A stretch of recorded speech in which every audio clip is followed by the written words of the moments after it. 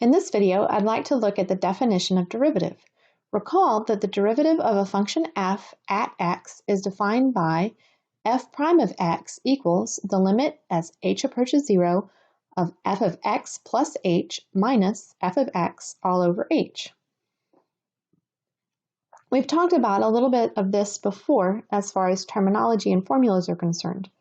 I'm going to split this and we're going to look at two sides of this chart.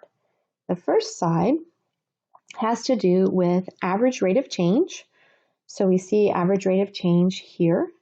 We see the formula for average rate of change, the f of b minus f of a all over b minus a, and then we are reminded of when to use this.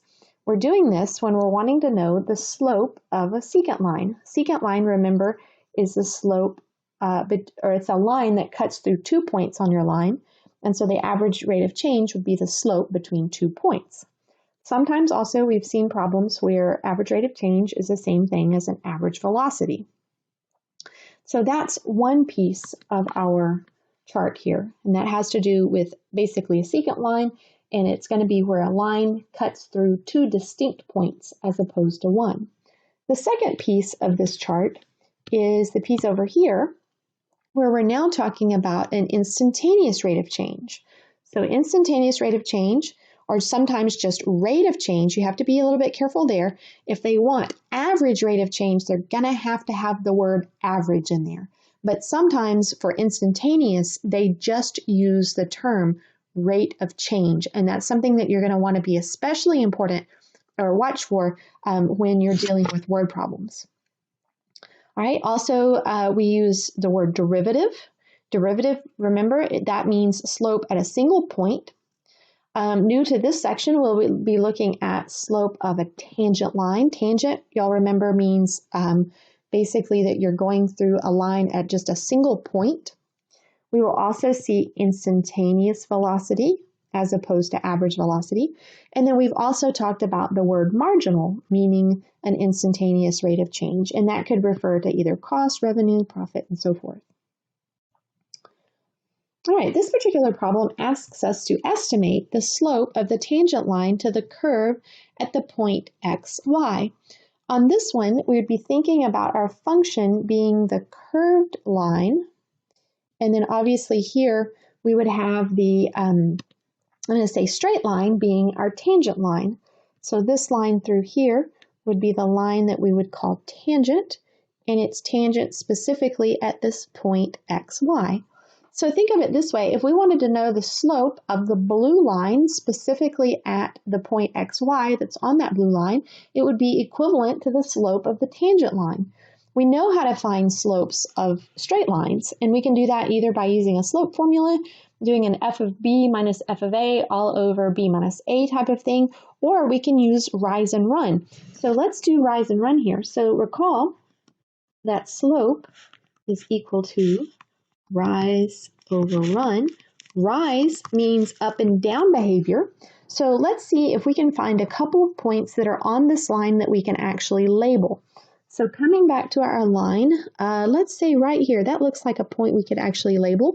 Let's see here, x coordinate is 2, y coordinate is 4. So we can label that point 2 and 4. And let's see if there's another one. Looks like there's another one right there. That point looks like 4 and 3. So if we're using a rise and run idea, let's say we're starting at the 4, 3 point. How much would we have to rise to get up to the same level as the next point? It looks like there we're going up 1 unit. So if we go up 1, that's representing a positive 1 in my rise. Then how far left or right would I have to go to actually get to that other point? It looks like here you're going to have to go left 2 units to get to the other point. That's a negative 2 over here for my run. So remember, if I go up, it's positive. If I go down, it's negative. If I go left, it's negative. If I go right, it's positive as far as rise and run is concerned. And so in this particular problem, I would say it looks like my slope is negative 1/2.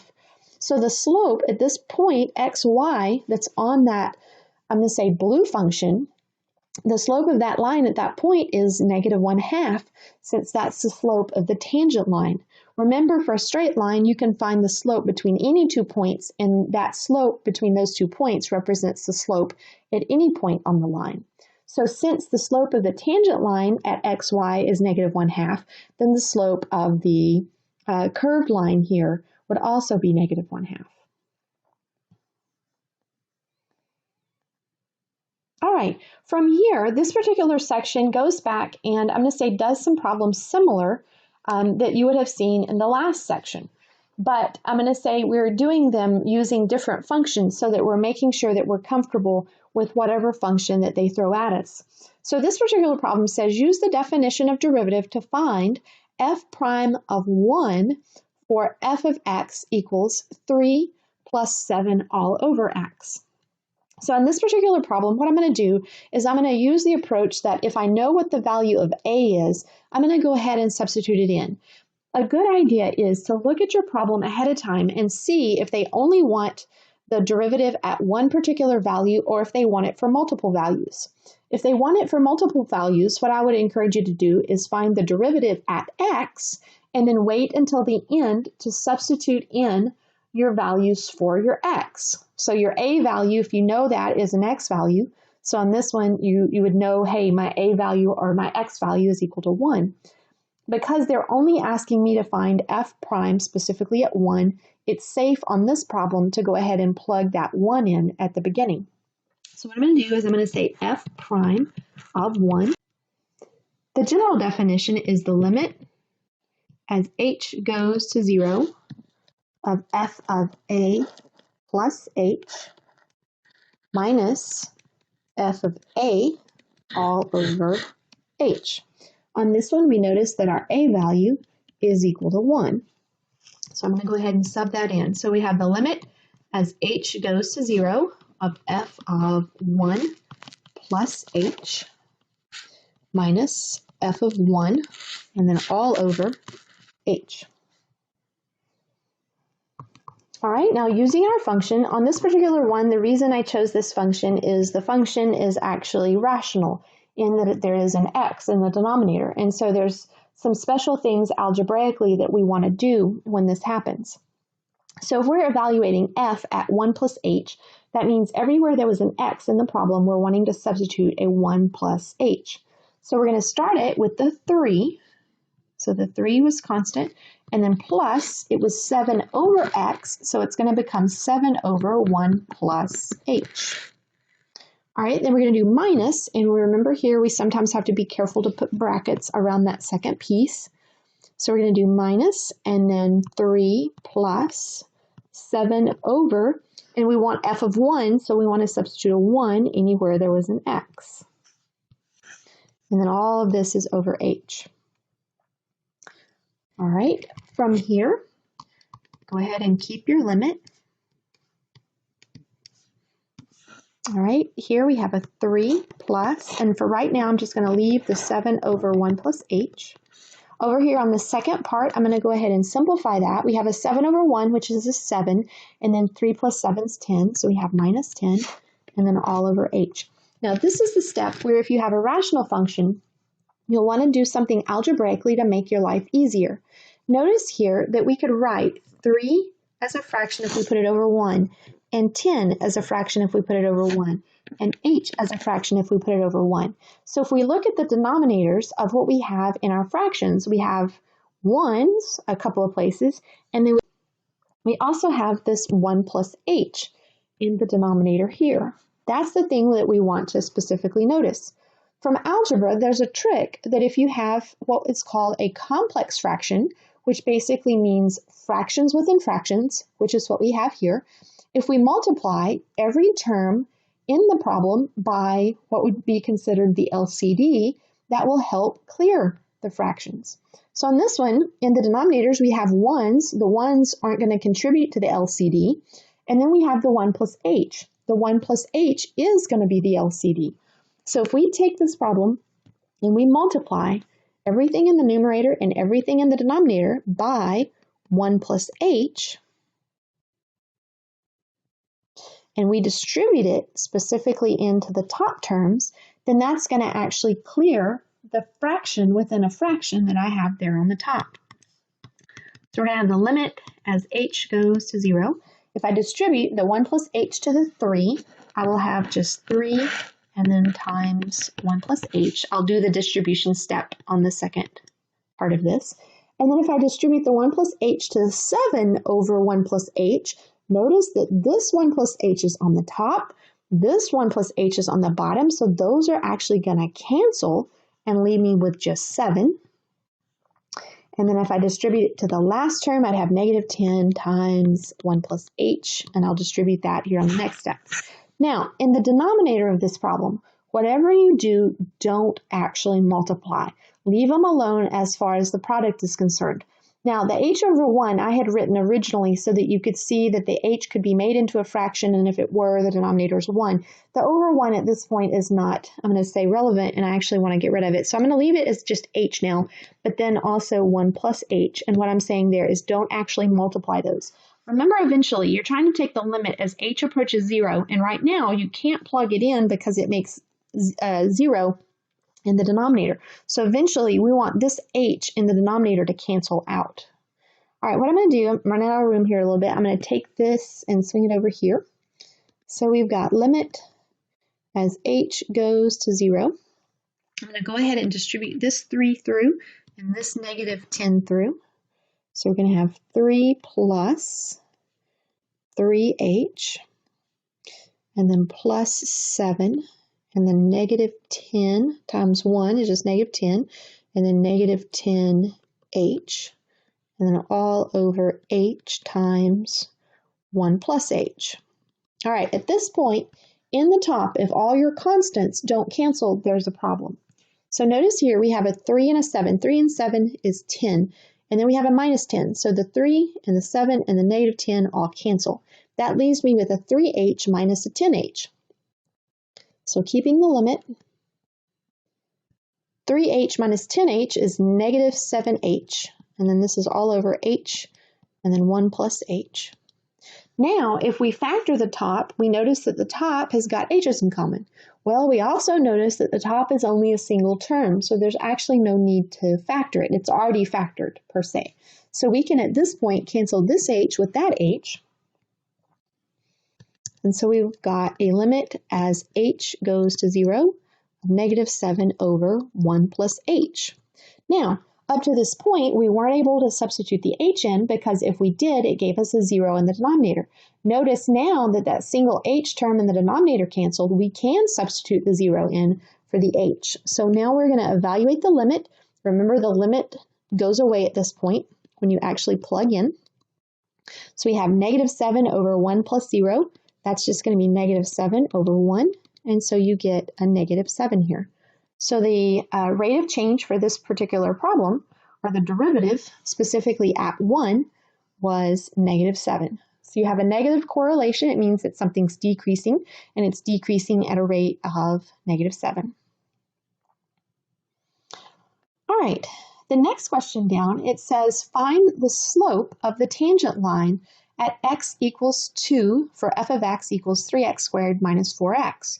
What I'm trying to do here is just give you an idea of the questions that may be asked and then make you realize that for these questions, many of them are asking the same question.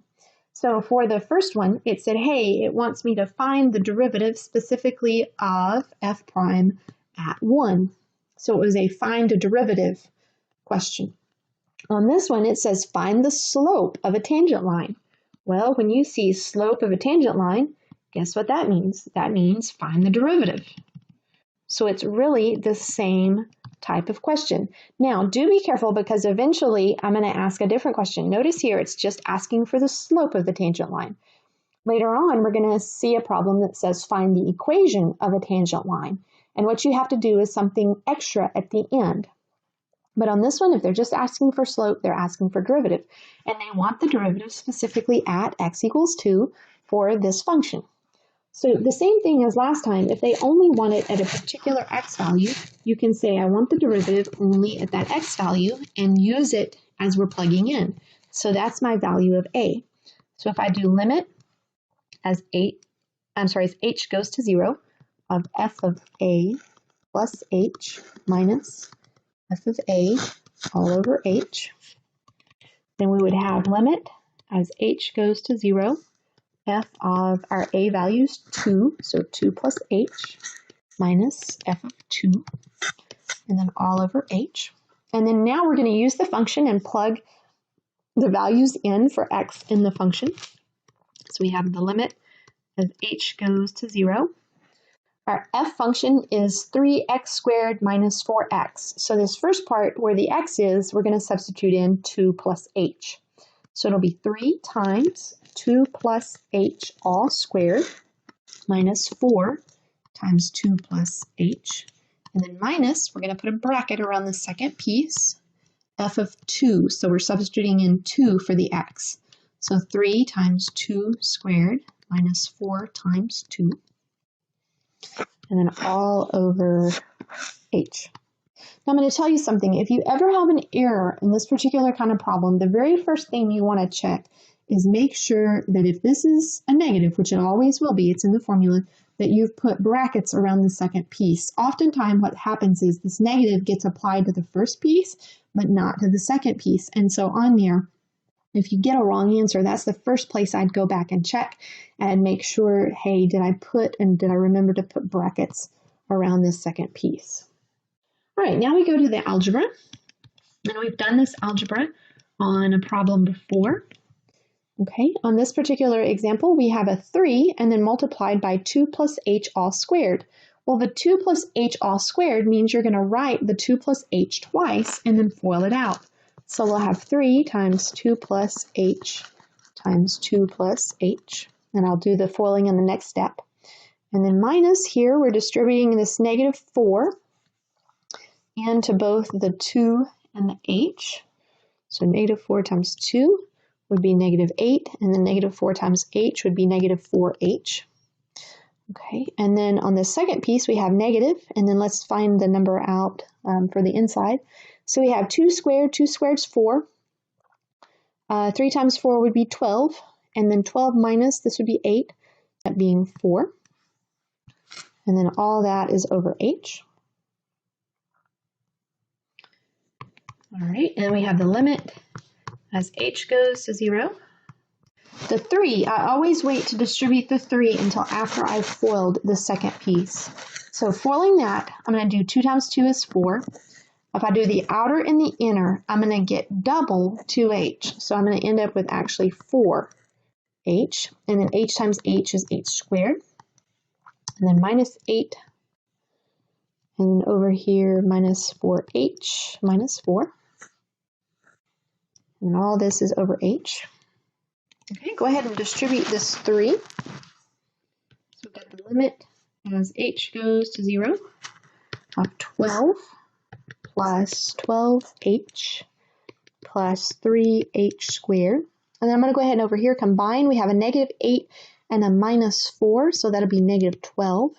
And then minus 4h, and then this is all over h. All right, from this point, I've said there's always going to be something that happens, and if it doesn't happen, there's something wrong. Look at the constants that are on the top. We have a 12 and a negative 12. If those don't cancel, there's something wrong. We also have a couple of like terms. We have a 12h and a minus 4h. So I'm going to go ahead and combine those. So keep your limit. All right, and then 12h minus 4h is 8h. And then we still have the 3h squared all over h. Okay, you know at this point that you should factor an h out of the top. So from the numerator, we see there's an h in.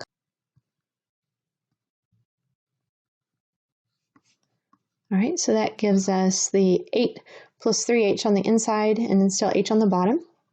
From this point, we can cancel the h's. So we have the limit as h goes to 0 of now just 8 plus 3h. All right, and now we're able to actually evaluate the limit by substituting. So we're going to have 8 plus 3 times 0. And so this overall limit would end up being just 8. So the slope of the tangent line, specifically for that particular quadratic function at x equals 2, is 8. So we have a positive correlation, an increasing type function, and it increases at the rate of 8. Okay, Another question that I mentioned earlier that sometimes it will ask is it will say, hey, I want you to find the equation of the tangent line of the curve. And notice this is the same function. It's the 3x squared minus 4x at x equals 2, also at the same ordered pair. And it says give your answer in slope-intercept form. So what you would want to do on a problem like this is you'd first have to find the slope at x equals 2. So number one, we'd have to find the slope of the tangent line at x equals 2. Well, we did that in part A. So all the work that we just did on the prior problem was finding the slope of the tangent line at x equals 2 for that function. So we've got that. So we're going to say here, and I'm going to use, remember that in algebra a lot of times we use m for the slope. We got m to equal 8. All right, second thing, and you can do this however you want. There's a couple of different ways for writing an equation of a linear function, but one of the ways is y minus y1 equals m, and then times x minus x1. And this is for a slope of m and then a specific ordered pair x sub 1 and y sub 1. So for this one, what we now need to do is I need to find my x sub 1 and my y sub 1. Well, on this particular problem, my x sub 1 is the value that's given. It's the 2.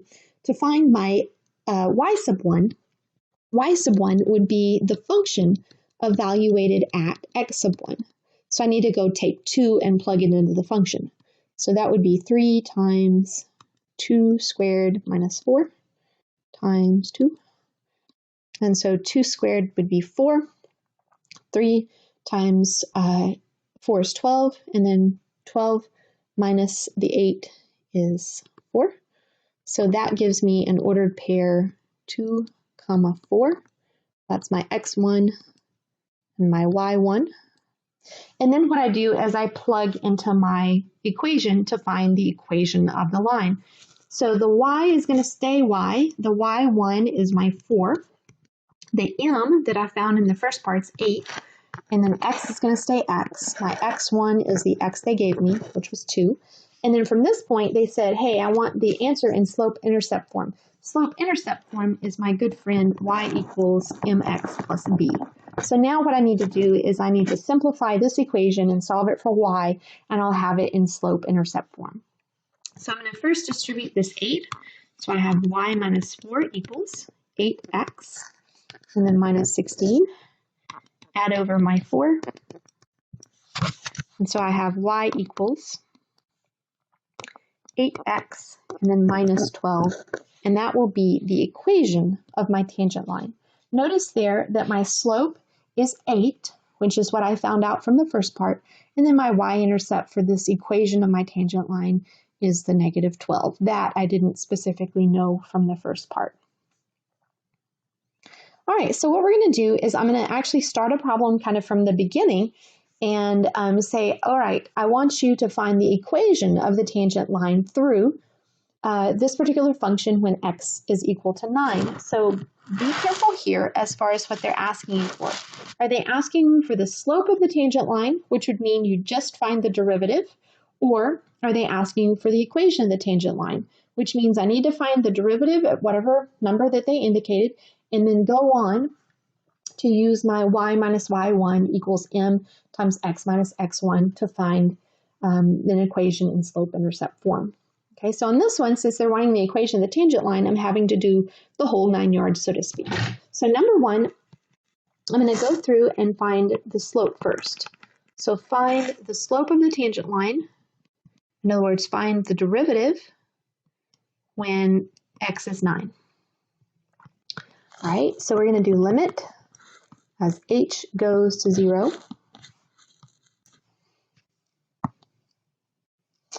of f of, and it would be normally a plus x. I know what my a value is. My a value is 9, so I'm going to go ahead and use that. So 9 plus h, and I may have misspoken. I may have said x there. It's f of a plus h normally. I'm substituting in 9 for the a, and then minus f of a, well, I'm using 9 as my a value, and all of this is over h.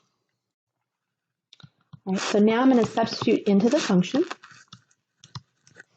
So f of 9 plus h means in the function I'm going to put a 9 plus h anywhere there was an x.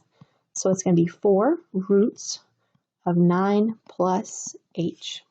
And then minus f of 9. On this one, I don't have to worry about brackets. My function is a singular type thing. So 4 roots of 9. And then that's all over h. Right, I'm going to simplify just a little bit, and then I'm going to have to remember a trick that we learned for evaluating functions. Evaluating limits when you can't just plug in the value that you're approaching.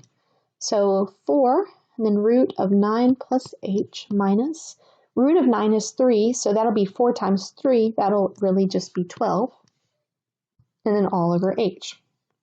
So in this problem, we're stuck because we can't plug in h is 0 because that would make a 0 in the denominator. Remember, there was a trick that we learned. When you have roots involved, you can multiply the numerator and the denominator by the conjugate of your root. So on this one, this whole top part involves the root. The conjugate would be 4 square roots of 9 plus h plus 12. So for the conjugate, remember that you kept, I'm going to say all the constants, but you changed the sign of whatever you originally had. So if that sign there was negative, you would change it and you would use a positive, or vice versa. And then whatever you have on the top, you copy down to the bottom. So you're multiplying the top and the bottom by the exact same value, which means you're just really multiplying by a clever 1. Okay, now, in doing that, what we had learned earlier is you have to FOIL out the top. So in foiling out the top, I'm going to say special things are going to happen. We also remember that we didn't want to FOIL the bottom. So you're literally going to leave the bottom as just h multiplied by that conjugate. All right, so let's go ahead and do our algebra here. So we've got the limit as h goes to 0. Okay, if we FOIL, we're having to do the first, so we're going to have to do 4 roots of 9 plus h times 4 roots of 9 plus h. Well, you do this a pair at a time, so you're going to do your 4 multiplied by your 4 first, so that would be 16. And then when you do the root of 9 plus h, you're doing it times itself, so it's going to end up being squared. If you want to go ahead and say, I know it's going to be squared and the square root and the square are going to cancel, you can definitely do that. Okay, then you do the outer terms. So you do the 12 times the 4 roots of 9 plus h. You have to do the 12 times the 4. The square root of 9 plus h is going to kind of tag along. So that's going to be 48 square roots of 9 plus h. Okay, then you do the inner. When you do the inner two, you have to do the same thing. You're going to have to multiply the negative 12 times the 4, and then the square root of 9 plus h is going to tag along. So you have minus 48 roots of 9 plus h. Okay, then you do the last. So negative 12 times positive 12, negative 144. And then all over, on the bottom of this one, just please remember you don't want to multiply this out. And the reason you don't is you want to leave that h in the front, so hopefully later that h will cancel out. All right, now remember that something special always happens when you're multiplying conjugates, and that is that your middle two terms should always cancel out, which they do in this case.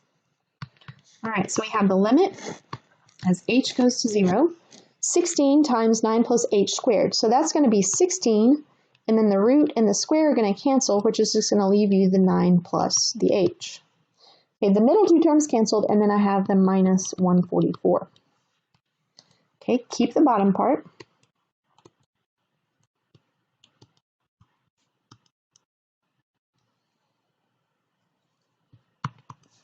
All right, and then from here, go ahead and distribute the 16 into your 9. Okay, 16 times 9 is 144. And then 16h, and minus 144, all over h times that group of stuff. Okay, and then notice here on the top, the 144s cancel, which you know they should. So we have the limit as h goes to 0 of 16h over h times this group. All right, and at this point, we see that we have only a single term in the top. It has an h in it, so we can cancel those h's. And then I'm going to pull around over here, and we'll have the limit as h goes to 0 of 16 on the top, and then on the bottom, 4 roots of 9 plus h plus 12. Now, at this point, we notice that there's no longer a single h term or factor in the denominator, so that means we can actually plug in 0 for the h. So let's go ahead and do that. The limit disappears. So we have 16 and then 4 roots of 9 plus 0 plus 12. Well, 9 plus 0 is on the bottom is just 9. Root of 9 is 3. We'll end up with 4 times 12 plus 12. So this will be 16 over 24. And then you're going to be able to reduce that down. We've got factors of, looks like 8 for sure. So this will be a 2 over a 3. So my slope is 2/3. That'll be my m value. And so my second step is to find my equation.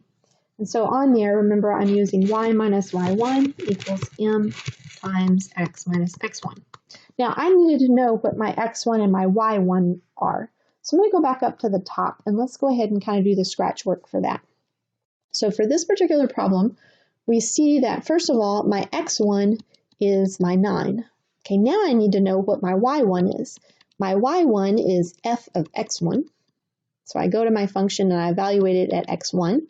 That would be 4 times root of 9.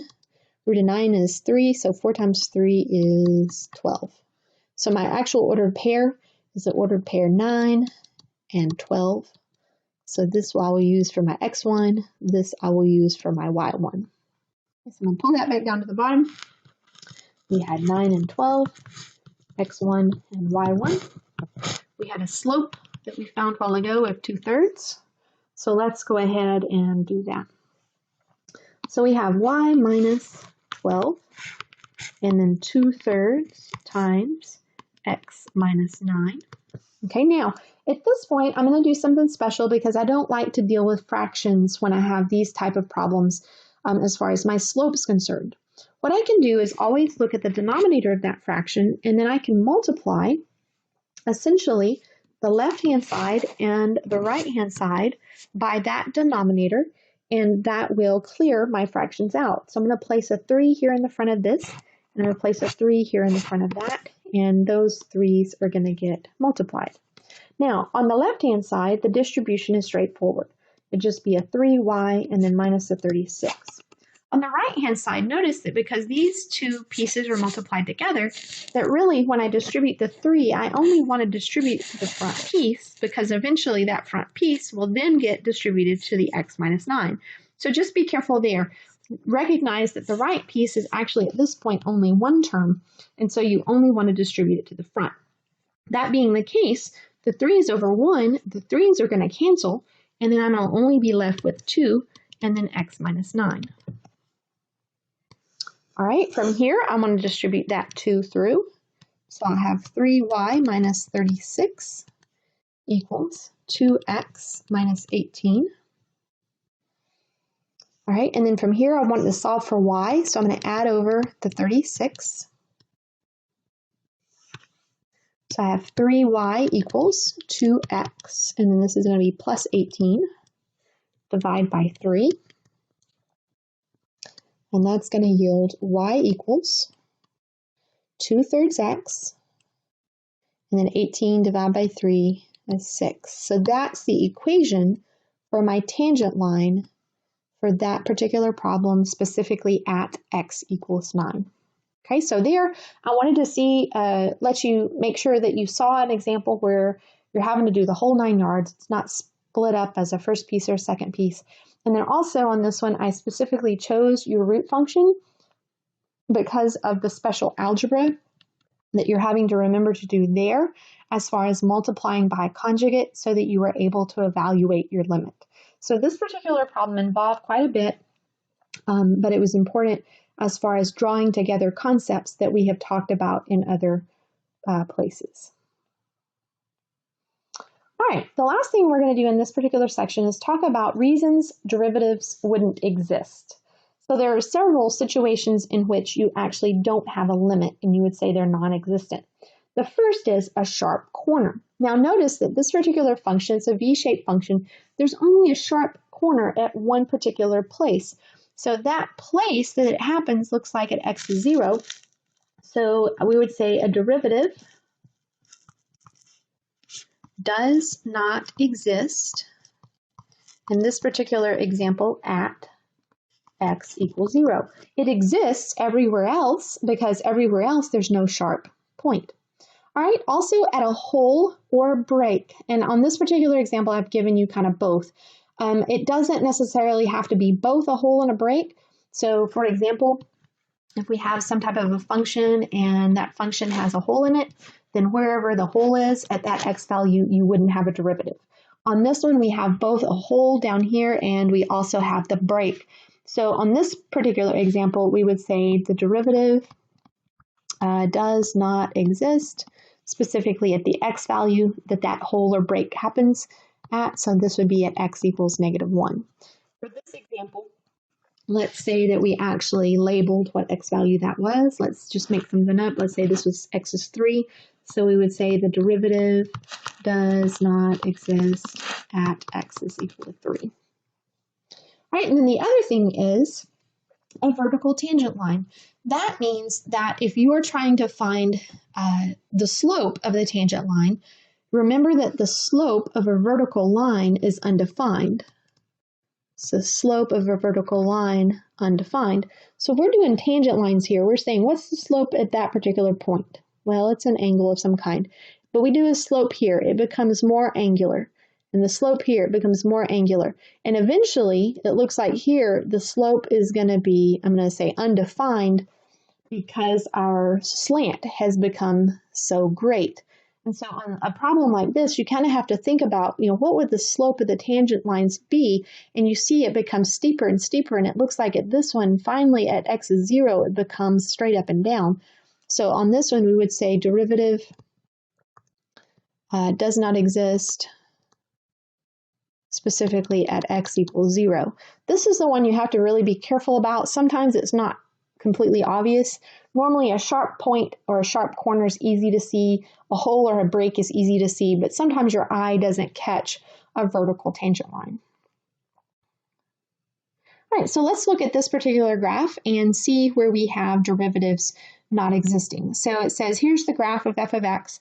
Find the x values where the function does not have a derivative. So we want to look for holes, breaks, or vertical tangent lines. So let's just look at this thing from left to right. First of all, notice that looks like we have a vertical asymptote going through -1. Well, it's not a hole exactly, but we don't have a function value at -1. So it acts like a hole. So the first place is we wouldn't have a derivative at x equals -1 since we don't have a function value there. The second thing is over here, and I do want to make sure that you're not confused. There, it kind of looks like we have a hole. I don't think that was the intent. It looks like there we just want a sharp corner at that particular point. So it looks like at x equals 1, we have no derivative. And then also look at x is 2. It looks like there's a break. So at x equals 2, there's no derivative. So those are the three values. And we'll just put a little note here. This was not meant to be a hole. Not a hole. But because it was a sharp corner, then we didn't have a derivative there. All right, now we also want to talk about continuity because a lot of times there's a confusion between continuity and where a derivative exists. So also think back to what we've talked about as far as continuity. For something to be continuous, we had three things that had to happen. Your function value had to exist, the limit as you approached a particular x value had to exist, and then the limit as you approach that particular x value had to actually equal the function value at that point.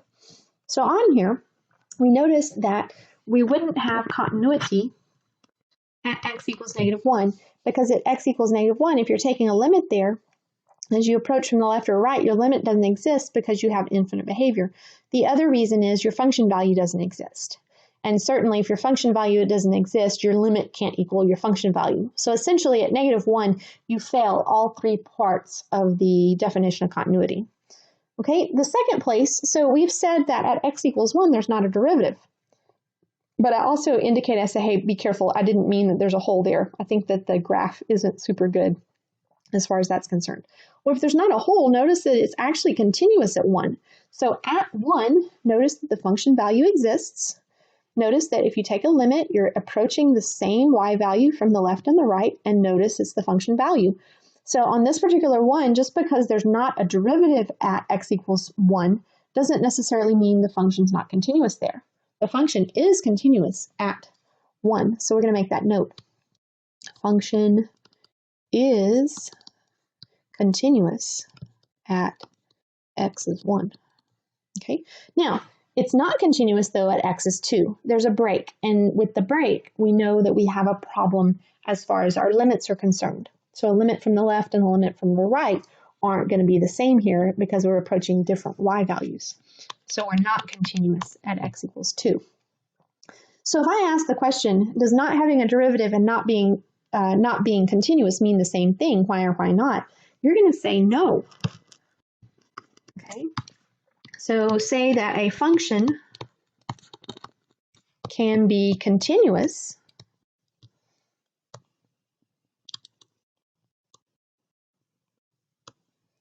at a value. Let's say in the example above, x is equal to 1, but not have a derivative.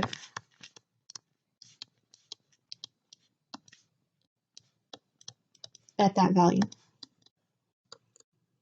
Once again, x is equal to 1. And if I ask you to, I'm going to say justify, you could draw me a graph. You could say, okay, here's x is 1. Let's say I have a continuous function, but I have a sharp point. So the function continuous, we're good to go there, but because there's a sharp point, we don't have a derivative there.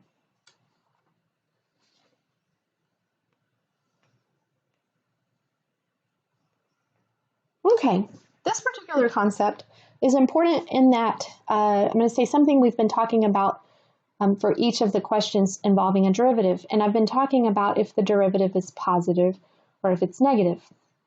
Okay, on this particular problem, it says list the intervals or x values where the rate of changes with respect to x is either positive, negative, or 0. So on this particular problem, think about looking for slopes at particular points or singular points along this line. So think about it this way, and I'm going to go ahead and label. We need to label what this ordered pair is. That looks like it's halfway between -2 and -1, so we're going to say this is -1.5 and 0, obviously. Look at this for a minute.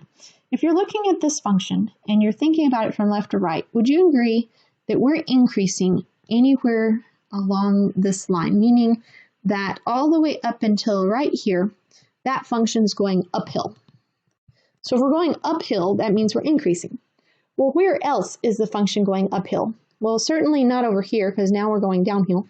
But if we look here, we're then going uphill again. So basically being uphill means we have a positive slope. And if we have a positive slope, then our derivative or our rate of change is positive. Rate of change means derivative. Okay. And positive is going to be basically meaning that our function's going uphill. And so on this, we're going to list an interval. So notice on this left-hand piece, this would be understood going forever to the left, so negative infinity. And then we always want intervals to contain x values. So we want to look at the x value here. So from negative infinity all the way up to -1.5, we're going uphill. And then union. And then here, we're going to look at our x value. Our x value is 0. So from 0, and we understand that goes all the way to the right, to positive infinity, we also go uphill. Now, on increasing, decreasing, or positive, negative, 0 type derivatives, if you're doing an interval, you're never going to include the actual endpoints. So like here, you won't want to include the -1.5. You don't want to include the 0. So you're going to leave those as open. So the derivative is positive on that particular interval. Now let's look at where it's negative. Well, negative means we're going to be going downhill. The only place this function is going downhill is here in the middle. So on there, if we said we're going now downhill, then that means that our slope is negative. So in that region, we want to describe the x values for which our function goes downhill. We would say here, that would be from negative 1.5 to 0. And be careful, you're always using x values. You don't want to use the negative 4 from that ordered pair or the 0 from this one. Okay. And then where's the derivative 0? Well, the derivative is 0 where the function changes from being negative to positive or vice versa. And we sometimes call those horizontal tangent lines. So where do you have a horizontal tangent line? Where would the slope be 0? Well, if it's negative on this side and then all of a sudden it's positive on the other side, at some point it had to be 0. The 0 derivatives happen where you have what we call relative highs or lows. So this right here is a high point. This right here is a low point. There's going to be a slope of 0 at those particular points, as long as they're not sharp points, which they're not in this situation. So on this one, your derivative is 0 at negative 1.5, and your derivative is 0 at 0. All right, this concludes this lesson. If you have any kind of questions, please let me know.